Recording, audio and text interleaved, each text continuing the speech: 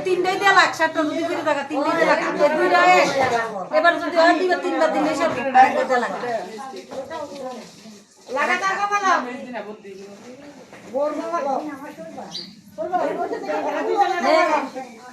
আর একবার দিলে সর্ব তুই গাড়ি ধরা সব ঘুরে ফুটে দেবো আবার ঘুরে পড়ছে লাগবে না